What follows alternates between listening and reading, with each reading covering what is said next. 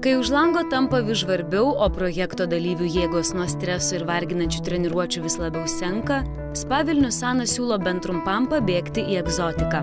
Druskininkuose užuovėje randa ir labiausiai įtampos išvarginti šokėjai. Aktorė Aušra Štukytė su šokėju Tomu Slausgalviu indiškoje ajurvedos masažo procedūroje kojas panardino į pieną su rožių žiedlapiais. Patiko, ką jau čia slėpsi. Man tas smilkalai, muzika, prigesintas šviesas, nuramina visą tą bėgimą vidinį tokį stresinį.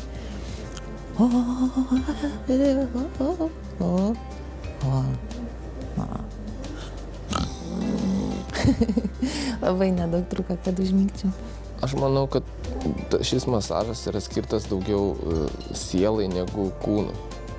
Detalėms, smulkmenom, komfortui, kad tu atsipalaiduotum, kad tu gerai jaustumėsi, pirmiausia, morališkai. Visgi didžiausia egzotikos pojūtį Aušrai sukėlė procedūrą ją atlikę tikri profesionalai iš Indijos.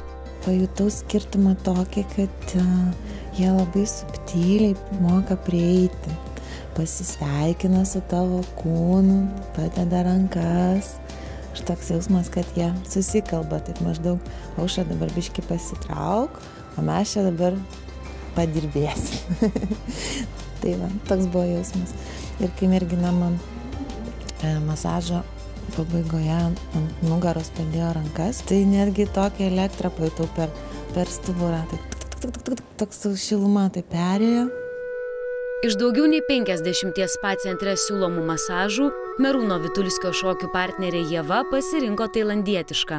Ir regis nenusivylė. Masažas buvo fantastika, iš tikrųjų. Ta moteris visų pirma labai patiko, tokia egzotiška mažytė. Ir taip palaužė labai gerai, sakau, pasijutau net kaip per trenažą, galbūt netgi, nes ten tokių įvairių užlaužimų gerų buvo. Po egzotinių procedūrų poilsio kambariuose šokėjai pasinėrė į ramybę ir norisi tikėti, kad bent trumpam pamiršo nuovargį ir lietuvišką darganą.